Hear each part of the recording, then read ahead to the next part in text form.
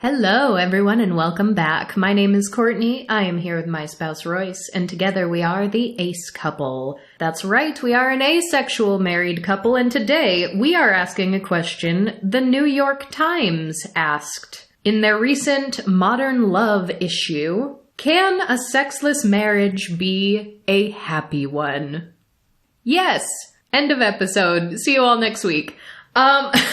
No, but seriously, this article is mildly infuriating from my perspective, and so we're going to talk about it today. The subtitle of Can a Sexless Marriage Be a Happy One is Experts and Couples Are Challenging the Conventional Wisdom that Sex is Essential to Relationships. So I'm thinking, who are these experts?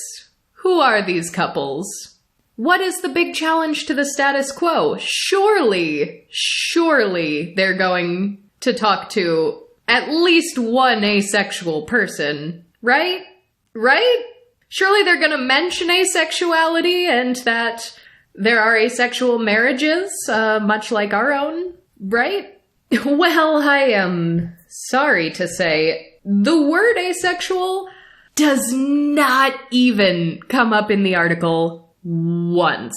Not even a single mention of asexuality. And there's only one time the word platonic is used, and it is in a single sentence where platonic life partners is in quotes.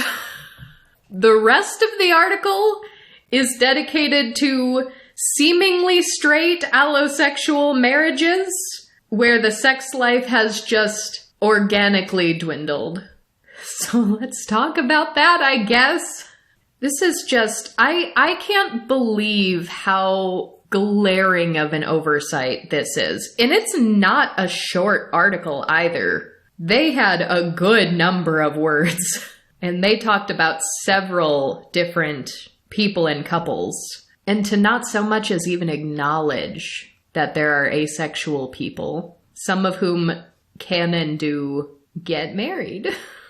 So this article is by Amanda Monte, and I really struggle to understand what the motivation was to write this article, because we'll read some passages here and we'll go over the tone and give some quotes, of course. But the vibe to me gave a very... These are married couples who have a dead bedroom now, and at least one, if not both of them, is a little uncomfortable or upset about that, but they're still staying together anyway, because everything else is still good in their relationship. And that just, you know what? They're very valid for that.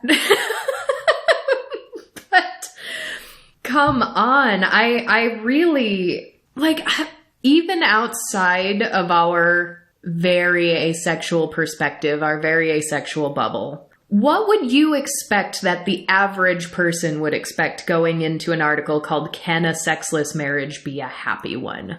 I'm not really sure, and some of it, seeing a title like that is, well, do we expect the writer to be using that title, be writing an article that is supportive of that title or against it? Are they going to be proving it correct or incorrect during their article? I'd expect at least one or the other, because if your article title is a question, I'd expect a very definitive answer to the question. I guess another way could be if you've collected a bunch of data that supports one way or another, if you tied it to breakups or, well, divorces in this case, but the can, is it possible, makes me think that, maybe they went down the route of couples therapy and other things where people have had this problem in their relationships and have tried to find a way to maintain their relationship or something like that. I've also just been looking around a little bit on the New York Times website because it looks like this comes from their Modern Love section. Mm-hmm. And you were mentioning that there seems to be a big asexuality-shaped blind spot in their view on relationships. And, that isn't surprising from a, large mainstream publication. But up at the top of the page right now, there's another article in the same, like, modern love issue section, it's like lessons from a polycule, dating after 50. Yeah, but this article is listed in those tabs as navigating sexless marriages.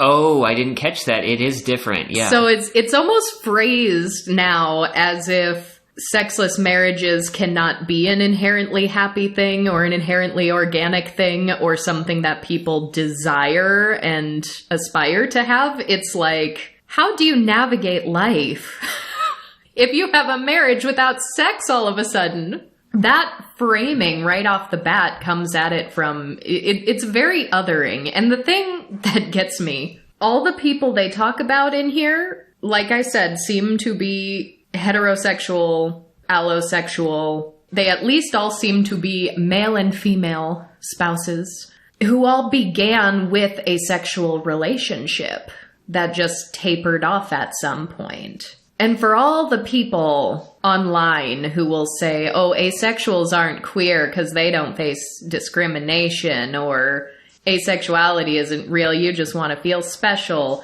These straight couples are talking about how they feel societal pressure to have more sex, which is a fascinating conversation. And again, that's valid. That's valid for them. But if you're discussing the societal pressure to have a certain kind of sexual relationship or to have a certain amount of sex, wouldn't you think that you should at least include someone who is going to be in the most marginalized identity facing that pressure?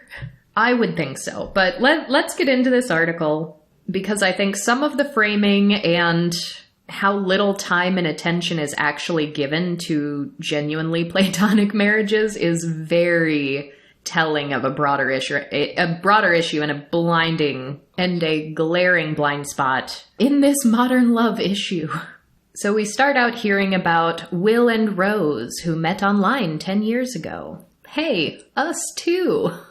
They were long distance for a while, and now they are 7 years into their marriage, which I did not even catch that the first time I read this through. The 7-year itch? But now that I'm on microphone, I'm thinking about the 7-year itch. Do they know about the 7-year itch?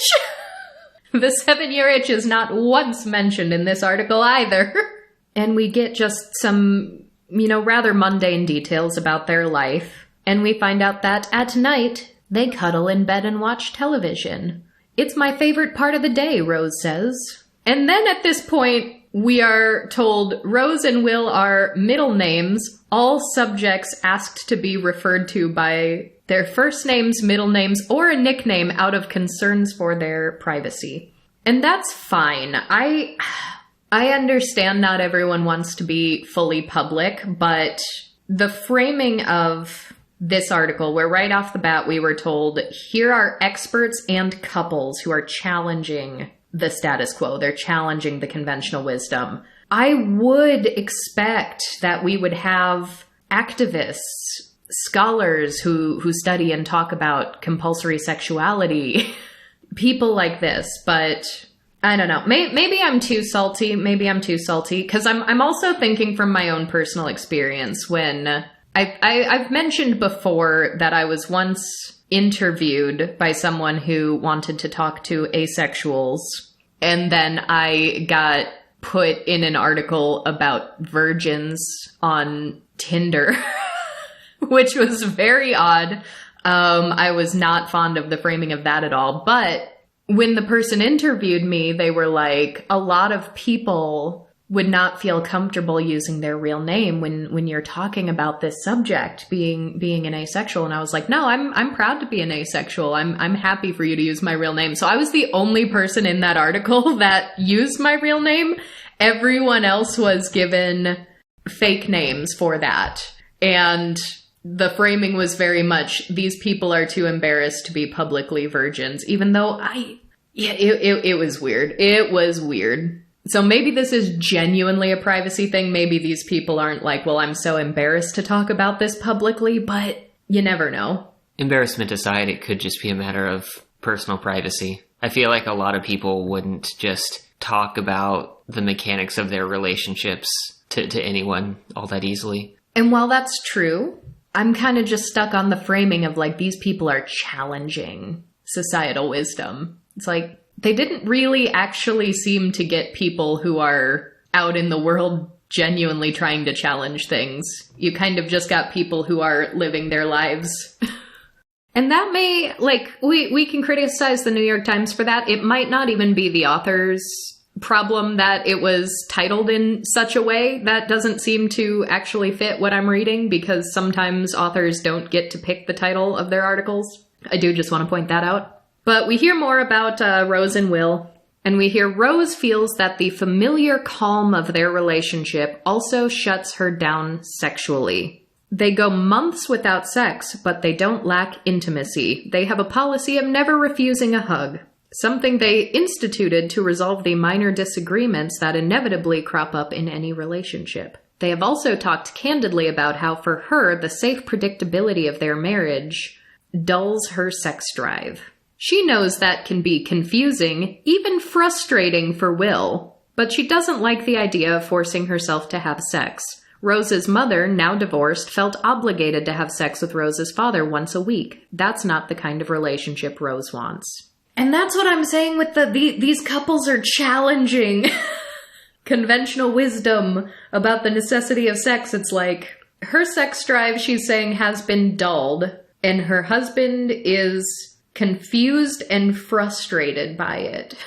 Well, that sounds like the conventional dead bedroom setting. Mm-hmm. It goes on to say that in order to get into a sexual mood, Rose has a set of rituals like doing her hair and makeup, shaving her legs, having a glass of wine, which sounds suspiciously similar to the article when we talked about Kourtney Kardashian and that autosexual debacle that became... Kourtney Kardashian came out as an autosexual when she probably didn't even write that article. Oh yeah, where it was just kind of like self-care and like feeling attractive was what was doing it for them. Yeah, which, I mean... That was really interesting. A lot of our audience did not want to listen to that episode, which is fascinating. And I get it. I'm not particularly interested in the Kardashians either, but I promise if you missed that episode, it is more about autosexuality as an orientation versus autosexuality as a talking point, versus how people will latch on to any sort of celebrity news and play a huge game of telephone to where information gets distorted over and over again. And how people are just generally cruel to actually autosexual people. But I digress. But then they point out the difference between the two. Will doesn't need to do anything to feel ready for sex. And Rose sees this as another way in which they're different. Over the years, they have accepted that this is what their sex life looks like and will look like if they want to be together, which they do. And then it goes on to talk about how during the pandemic, they did savor their extra time together, but they went more than a year without having sex. Sometimes they shower together and hold each other naked without any expectation of sex. But then we have, though Will remains hopeful that these moments will lead to something else, he doesn't push it. I mean, that's good of him. He would not be a good guy if he's pushing someone to have sex who really doesn't want to, no matter the circumstances. But again, this seems like kind of the classic dead bedroom situation. It doesn't seem like this couple is challenging societal norms. They're only sort of navigating it. I mean, they've had some conversations and they've set some, expectations or boundaries, but it still seems like it's not where they want it to be exactly. It seems like they are perhaps content but not happy. I believe that they're happy, and they say that they're happy, and they say they want to be together, and I believe that. I meant with this aspect. Yeah. Not the relationship as a whole, but with this aspect of the relationship. Right. Like, everything else about our relationship is good. Our sex life, not so much. Fine. Not good, but fine. And then we have what I do think is a very good point here, where it talks about the cultural attitudes around the role of sex in marriage. And From the article, during the 1990s, a new wave of sex positivity coincided with the ascendancy of different forms of therapy, including couples counseling. Experts coached couples on how to strengthen their marriages, often relying on the belief that healthy relationships included consistent sex with partners. By the 2010s, appointment sex had become one popular method for maintaining intimacy and, somewhat implicitly, safeguarding against separation. Now that I all agree with, and a lot of that, I think, is bogus. Is that what they are challenging, though? That you shouldn't need to meet sex minimums that have been arbitrarily decided by society around you, and you shouldn't need to schedule sex for certain intervals because someone else says you need to? I guess in the sense that Rose says she doesn't want to feel obligated to have sex once a week like her mom felt like she had to. And then we have, but in more recent years, after the 2010s, both relationship experts and couples themselves have been gradually dismantling some of these commonly held views, working to destigmatize the unconventional approaches that some take to stay together. And then we start hearing about couples who have chosen to live separately, which is something we've mentioned a number of times is getting more common and does work for some people. There is a Facebook group called A Partners, or I guess it's A Partners because it's apart. But then they talked to Sharon Hyman, who runs this Facebook group called A Partners. And the thing is, Sharon says many of the members in her community find their sex lives improve when they don't spend every minute together. So how is that not about sex? That's almost implying that sex in a marriage is more important than living together in a marriage, which I would argue you don't need either. You don't need both. You could have both or just one or the other, but very weird from an article called Can You Be Happy in a Sexless Marriage to then have, some people are moving away from each other because then they find they have sex more often if they don't live together. And it proceeds from there to say, one effect of the ever-changing social climate is that many couples today are simply less willing to tolerate what psychotherapist Esther Perel calls boredom in the bedroom. Perel has made a career of articulating how domestic overexposure saps eroticism, which requires some intrigue, mystery, and unfamiliarity. That's not to suggest that long-term love and desire are impossible, but according to Perel, keeping sexual interest alive requires getting creative. So again, it's like they're giving examples of how to have more sex or getting creative with sex once you're bored of your long-term partner. So yeah, I mean, the navigating sexless marriages seems to fit so much better than can a sexless marriage be a happy one? Right, because the article isn't talking about that at all. They're talking about how to reintroduce or revitalize sex in a relationship. And then it talks about this psychotherapist who has a podcast where she helps couples explore and articulate their fantasies and experiment with new approaches to fulfilling their desires together. So is this the expert that's challenging the conventional wisdom that sex is important in a marriage? Doesn't really sound like it to me.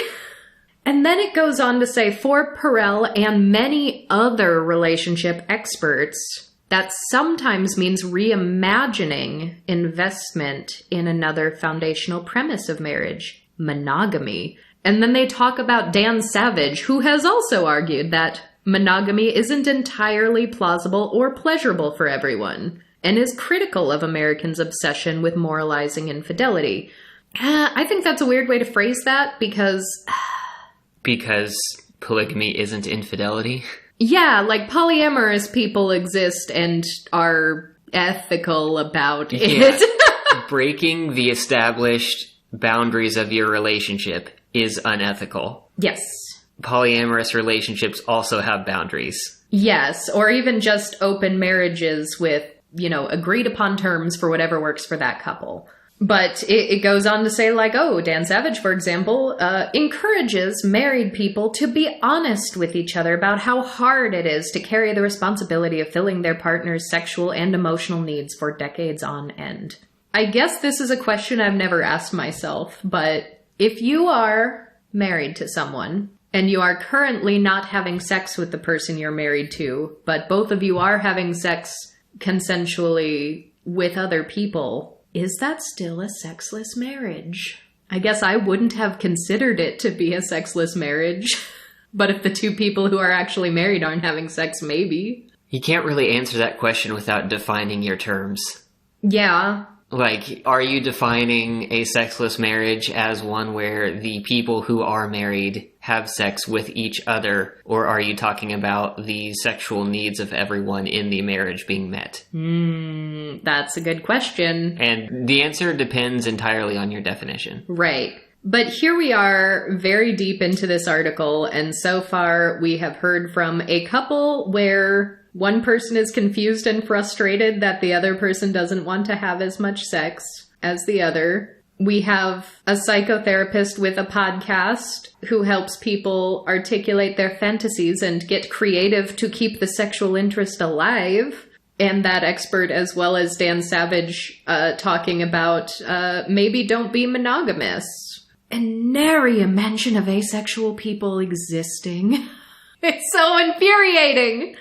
But then we do have the next line that says, while some are questioning the standard of monogamous sex in marriage by exploring polyamorous and open relationships, others are pushing back against the pressure to have sex at all. So when I originally read this, I'm like, okay, good. Now we're going to talk about asexual people. And nope, not really. It goes to talk about how Americans on the whole are having less sex than they used to. We've seen this in so many scare articles and scare headlines over the years, right? But this cites the 2021 General Social Survey, which found that about 50% of all adults polled had sex once a month or less, with half of those people reporting they hadn't had sex for a year. Now, maybe it goes without saying that 2021 is maybe not the most representative year. That's a good point. But also a poll of people just answering questions about their sex life. I, again, don't think that this is people pushing back against the pressure to have sex. Because how many of those people are unhappy with the fact that they aren't having more sex? That wasn't stated at all.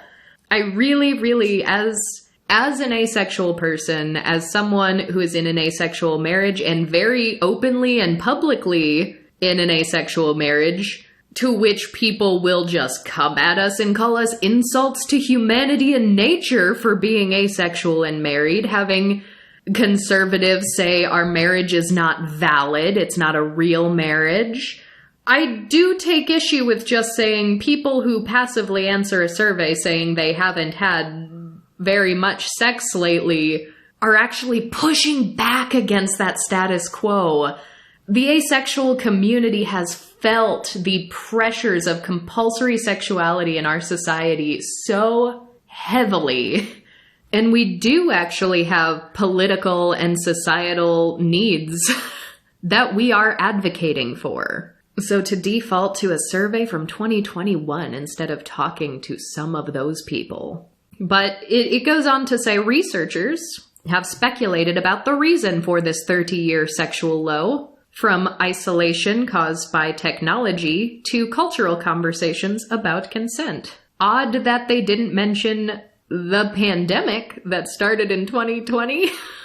Although I should make it clear that I do think that there are a lot of other reasons that people are on average having less sex, especially younger generations. I just don't think it's as bad or as negative of a thing as all of the reporting has made it out to be. But then they go on to talk about younger women, for instance, shaped in part by the #MeToo movement, are engaging in intentional abstinence. But who are these women engaging in intentional abstinence? It sounds Like more straight girls, there's a trend on TikTok about going boy sober, which links to an article called She's Not Celibate, She's Boy Sober. The comedian Hope Woodard is spreading the word about her year-long break from sex and dating. One fan calls it this year's hottest mental health craze. And this Hope Woodard says that taking a break from sex can be empowering from women who previously altered their desires to accommodate men. And I think that's fine, but I also think that's more of take some time for you, take some time to understand what you want, and it kind of just seems like a rebranding of other relationship advice that lots of people have given over the years about like getting out of a bad relationship, like take some time for you, learn to be happy on your own before you try to be happy with someone else. Like this just seems like a rebranding of that with that phrasing as this is a mental health craze, and taking a break from sex can be empowering once you've altered your desires to accommodate someone else. I also just kind of struggle with phrasing an intentional temporary break as being sexless. Because there are also people that do that because they swear if you do that, the sex will be better when you come back. Like, isn't that the whole premise of, like, no nut November or whatever? There's a pretty wide variety of intentional abstinence crazes, fads, challenges, whatever you want to call them, for a variety of different reasons. Yeah, and my asexual brain can't wrap around the allosexual desire to starve yourself of sexual contact for the hope that it will be even better when you do it again.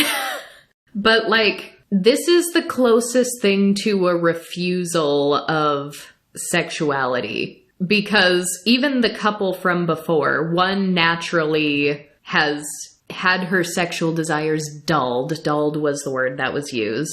The other one is just respecting her lack of desire, despite having desire of his own. And then we had, non-monogamy. Maybe don't live together and your sex life will get better. And so the very first actual refusal is just an intentional temporary break. That's it. There's a mention then of digital feminist 4B movement, which originated in South Korea but has spread globally through social media, advocates a rejection of childbearing as well as heterosexual dating, marriage, and sex.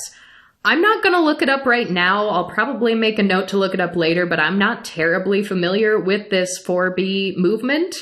So maybe I'm way off on that, but that one sentence that's dedicated to that kind of gives me political lesbian vibes. And I don't want to open that whole can of worms if that's not actually what the vibe is here. But maybe it's an evolution of that. I was already reading on this while you were talking. Oh, have you gained additional insight? Only slightly, because I haven't read a lot. But yeah, it is considered to be a part of, or is associated or inspired with some other movements, including like South Korea's Me Too and something called Escape the Corset. It is an intentional pushback against both, patriarchal structures and pro-natalist policies and things like that. Oh, it tackles pronatalism, huh? Well, yeah, the 4Bs are no sex, no child rearing, no dating, and no marriage. Okay. So, sure, that is a refusal. It seems like a politically motivated refusal rather than a natural state of being, but maybe not. If there are any ace and or arrow people that are heavily associated with this 4B movement, please reach out to us, because I would like to learn more. This is a new movement to me, so. But then we have, as I said at the top of this episode, the single sentence about platonic life partners. It starts in quotes, quote, platonic life partners, meanwhile, Friends who commit to owning a home and even raising children together insist that sex and romance are not necessary to lifelong unions. That's it. That is the one sentence. That is the one sentence. And I want us all to put a pin in the word insist there. Because I would like that single sentence about platonic life partners a little better if they said prove instead of insist. Because when we're starting with the question, like, can a marriage be happy if it's sexless? They're like, well, these people insist that it is, but there could be like a but there. There's a plausible deniability here when you use that word, these people insist. These people who you've put in quotation marks for some reason. It kind of felt to me like they were just trying to, like, define a term or the name of something, but they did it in an odd way. Like, I think if this would have read differently or wouldn't have had the connotation that quotes like that have if they had abbreviated afterward as, like, or PLPs or something like that, you know? Yeah, and I mean, I'm not mad about the phrase itself, platonic life partners. But again, like, if I were writing this article and we were actually talking about sexless marriages and people who are actively pushing against compulsory sexuality, we'd be talking about queer-platonic partnerships, queer-platonic relationships, QPRs or QPPs. And I would use the framing that they are proving that you do not need sex and romance to have a happy lifelong union. But I still want to put a pin in the word insist because insist comes up again near the end of the article in a way that just feels strange to my ace eyeballs. But then we go on to talk about another sex educator and researcher, Emily Nagoski, is resistant to the idea that frequent sex should be a chief component of every committed relationship. That's good. I like that. This researcher doesn't endorse obligatory sex, nor does she encourage aiming for any sexual baseline in terms of regularity or behavior. And she believes that low desire can sometimes be evidence of good judgment. Quote, "It's not dysfunctional not to want sex you don't like." Now the thing is, you could have ended that sentence after sex. It's not dysfunctional not to want sex. But this is about bad sex, right? That's what she means when she says that. The sex you don't like part, yeah. In her new book, Come Together, Nagoski urges couples who want to explore their sexualities and deepen their sexual bond to begin by figuring out what each person wants when they want sex. For many, sex represents freedom from the ordinary. But what it takes to get there will look different for every couple and is likely to change over time. After all, desires don't always align, or they evolve in unexpected ways. So she's talking about bad sex. She's saying if you're bored in the bedroom, or if this isn't the kind of sex you like, here is my book where we can talk about how you can navigate that. Presumably with the desire of having better and more sex. Please, I beg, find one expert that says it's not dysfunctional to not want sex. Period. Then we have another couple story, Michelle and John, who met in 2005. And in the early years of their relationship, they couldn't keep their hands off each other. 4 years ago, however, after experiencing what she calls a, quote, traumatic childbirth, Michelle began to worry that intercourse would cause her pain. That seems like a very realistic scenario that I'm sure has happened to a lot of people over time. But it goes on to say that after that, that couple did not have sex for a year after they became parents. Now they can go months without it. Friends of theirs, too, seem to be experiencing new chapters in their own sex lives and opening up their marriages, which has sparked conversations between Michelle and John about the possibilities of reinvigorating their sex life. But they don't always agree on what they want or what they're comfortable with. And that basically boils down to Michelle not wanting sex outside of their marriage, doesn't want an open relationship. But it does seem that the lack of sex was a big enough issue that they had that conversation. So still, at least one, if not both of them, is not happy with the current state of things. So I'm still not seeing a couple talked about here who is heavily challenging societal norms. It does say, though, for them, love for both is about much more than fulfilling those momentary desires. After almost 2 decades together, they consider themselves best friends and, quote, soulmates. And we get some more just details about their life, their early relationship, their current relationship, their living situation. And then we hear now, most days, Michelle masturbates in the morning while John takes their daughter to preschool. He masturbates at night in the bathroom while watching porn on his phone. For John, it's merely a physical release, but for Michelle, pleasuring herself serves a different purpose. She is trying to figure out what makes her feel good. Exploring her changed body alone eliminates the guilt she has when she can't climax with her husband. She doesn't want him to think it has anything to do with him. Quote, I want to get there, but I'm not getting there, she says. That feels like an odd dynamic to be in an article, because they have to have had that conversation with each other, right? Because they're definitely going to read it when the article's published. Right? But if they've had the conversation, wouldn't they have figured something out where they could, like, try figuring it out together? I don't know. I'm confused by this dynamic. I mean, I have heard, allegedly, that there is merit to exploring your own body, but the fact that it's like, yeah, I feel guilty because I don't want him to feel bad, like, I want to actually know who has the hang up there. Like, is he feeling like emasculated when she doesn't orgasm, or is she just trying to protect him and it might not actually be that big of an issue, but society has told her that he will feel emasculated if she doesn't? Yeah, I mean, those are common feelings for people to have. I'm just confused about how that persists after you have a real conversation about it. Yeah. And the idea of a couple doing independent interviews for this magazine article and not talking about it and then reading the article when it comes out.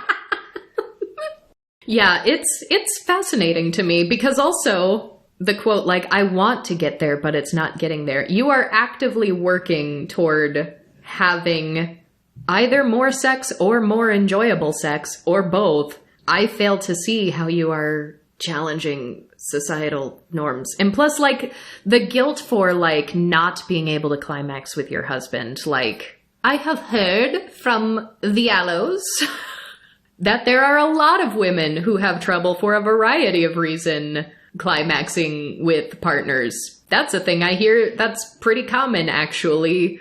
I've also heard that a lot of them have navigated that by having conversations with their partner, and also many of them will say, like, climaxing doesn't have to be the goal. Like, the journey can be enjoyable. I'm really failing to put on my Aloe impression today, but, like, you get the point, right? Like, other people have heard Aloe say this. I feel like that's a pretty common conversation. The writer of this article then says, of the more than 30 married people I interviewed, you interviewed more than 30 married people? And you didn't write about married asexual people? I guess it's not specified, but was this 15 couples or I don't know. A variety here and there? I don't know. Just of the more than 30 married people I interviewed, many, like Michelle, told me that becoming parents irrevocably changed their sex lives. Camille, as another example, felt becoming a mother distanced her from her desire. Quote, it feels like something I can't quite touch, like in another room or another part of me that I don't know how to access, she says. Other mothers started to see... Ooh, other mothers. Beware the buttons. Other mothers started to see sex as one more chore, another line item on their list of responsibilities. Ketty, a mother of a neurodivergent child who craved being held, found that sex with her husband had become robotic, and she began to see it as one more demand. I don't know why the mention of the neurodivergent child was necessary there. Yeah, how is it relevant compared to, like, lots of parents feel overwhelmed and overworked by having young children. Mm-hmm. And the feeling that she continues with, wanting desperately to go into a forest and just lie down and not hear anyone or anything. I think a lot of parents feel that in the first couple of years with children. Lillian, who has 2 kids, says becoming a mother was a turning point for her. She had to leave her previous career and didn't know who she was or what she wanted. Quote, my identity was totally eviscerated, she says. Is this an article about can marriages be happy without sex? Or is this an article about reasons why previously sexual marriages get less so? Lillian's husband, Philip, never pressured her to be intimate, for which she is grateful. Quote, the most important thing for me was to maintain a place where the sex you have is very positive, very consensual, very understood, and mutually enjoyed, he says. 5 years later, Philip knows she is still coming to terms with everything motherhood has brought into her life. Recently, they started having more sex, about once every other month.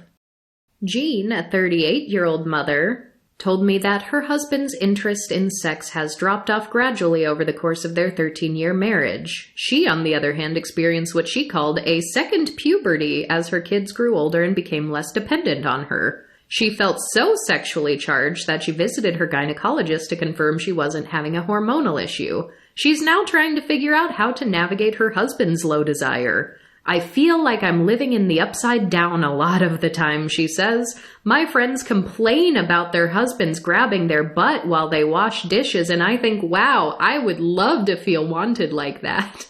Well, at least every single one of these stories wasn't men being frustrated by their wives' low libido or something like that. Feminism. Another mother, Emily, says that sex gradually became less important over the course of her 34-year marriage. When her kids were little, intimacy with her husband stalled briefly, but as their children grew older, they had a revival of a good sex life. Now she is 59 and has had several operations resulting from a battle with cancer, including a hysterectomy and mastectomy. As a result, her desire lessened and sex began to feel like vacuuming the house, something she did to make her husband happy. We discussed my lack of desire, and he said that if I'm not turned on, then he's not either. He admitted that his sex drive had dipped too, so they decided not to force it. She feels there's some cultural pressure for older people to keep up their sex lives into their 80s. She's read with skepticism articles claiming that maintaining sex later in life is healthy. Is it? She said. I don't know. And Emily's story concludes with, we've been in a sexless relationship for years now. We get along great, but we're more like best buds than lovers. That we're more like best buds than lovers, most people are going to read that very negatively. And I would believe if Emily doesn't think that that's inherently negative. I could believe that they are still happy and fine. But that line is what people actually, level at married asexual people. There are people who have told us that we're just friends or we're just roommates. And it's no, we're a married couple. We've been married 10 years now. But they'll use it as an insult, a sexual and romantic marriage is the pinnacle of all relationships, and your relationship is lesser if you do not have these things. So I know how a lot of people are going to read that line, we're more like best buds than lovers. They aren't going to read that favorably. So here's where we're going to take the pin out of the word insist. Because the first time we heard that word, it was the one line, platonic life partners who insist you don't need sex and romance. Now, for some reason, this is all in bold, despite their insistence in bold. Bold text. Despite their insistence that sex isn't essential in their marriages, most of the couples I spoke with still keep track of how often they have sex. They also appear haunted by how far they deviate from perceived norms. John, for instance, hopes he and his wife can work back up to having sex 2 or 3 times a week. but admits he has no idea where that figure came from. So this goes back to the word challenging that you keep bringing up. What are you challenging here? Because it sounds like what the author is getting at is a number of these couples have been told this is what your relationship is supposed to look like for it to be healthy and happy, and they're hung up on that if it doesn't match their reality, regardless of whether or not they are actually happy. And they don't even seem to completely be aware of that in order to challenge it in the first place. But yeah, also, when you start with a question, can a sexless marriage be happy? And then you throw in a line like, despite their insistence that sex isn't essential in their marriages, they know exactly how often they have sex, and they feel haunted that it's not enough. It kind of feels like you're trying to frame it as if maybe you can still remain married, but you're not going to be like flourishing and happy in your best self, living your best life without sex. That's unheard of, right?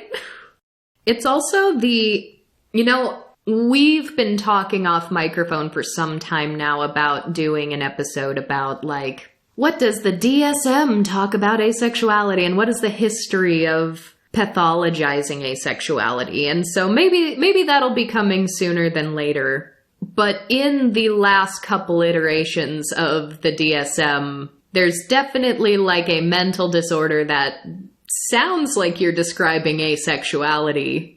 But then a line was added to say like, well, if the patient identifies as asexual, then they don't have this. But it's basically a lack of sexual desire, and you feel distressed about it. And my issue with that is that the distress is very likely to not be coming from your inherent lack of desire. It's probably coming from outside societal pressures. If all of these 30 straight couples who are still having occasional sex, a lot of them it sounds like, just not very much of it, feel bad, like society feels like they should be having more sex, and they're arbitrarily saying like, yeah, we probably should try to work up to having sex more often, we should have sex 2 or 3 times a week. I don't know where I got that number, but clearly society put that number in your head at some point. These people are not even asexual, and they are feeling like they're doing sex wrong. They're doing sex bad. They're not doing enough sex.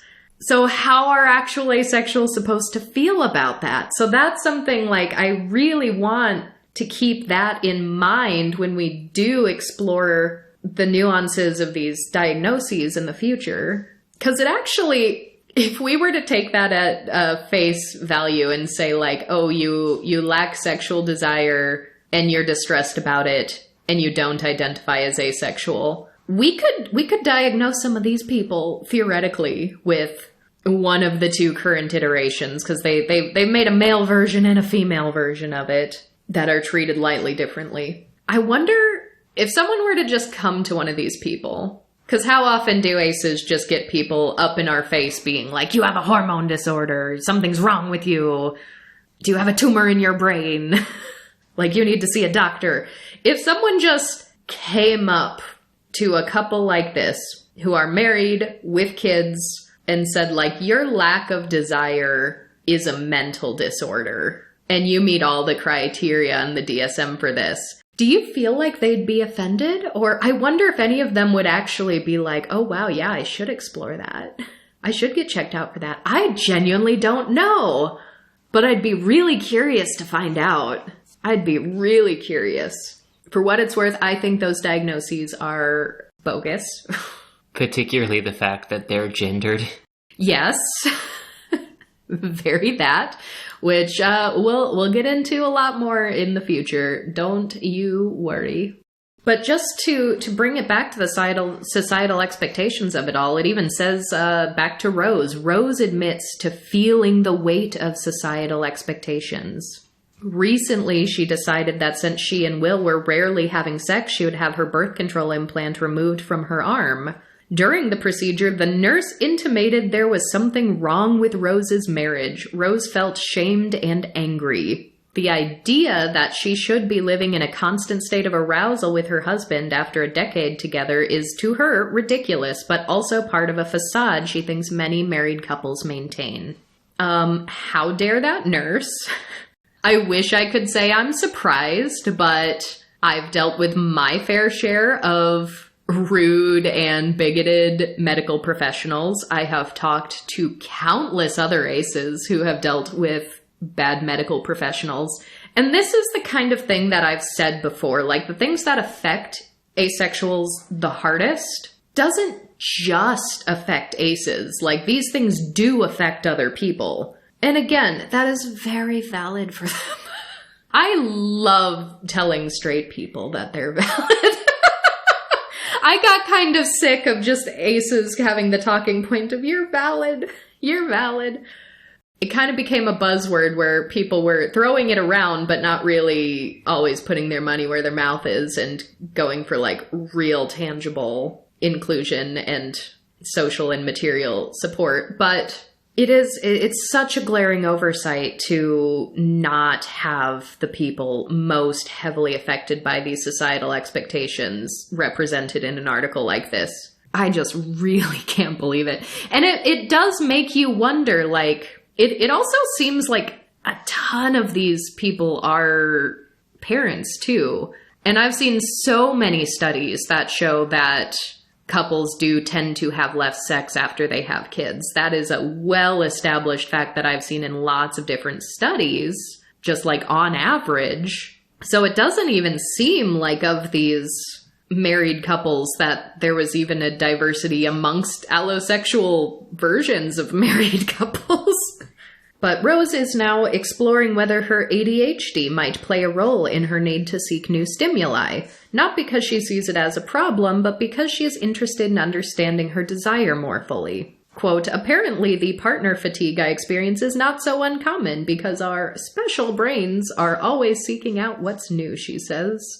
That's an interesting one because, yeah, I understand the stimuli from an ADHD perspective, but is that actually more prominent in allosexual neurodivergent people? Because I feel like there are plenty of neurotypical allosexual people that also have this same kind of, I don't know if burnout's the right word, maybe burnout from having the same partner for X number of years. Like, that's the kind of thing we've critiqued when we talk about things like the 7-year itch and the 8th year, the dreaded 8th year of marriage. Will sometimes turns to Buddhist writings on restraint to explore his sexuality, and they don't explain that line further in a way that makes any sort of sense to me. Writings on restraint to explore the sexuality. Are you exploring the sexuality or are you trying to control the sexuality? Restraint implies a type of, I don't know, restraint?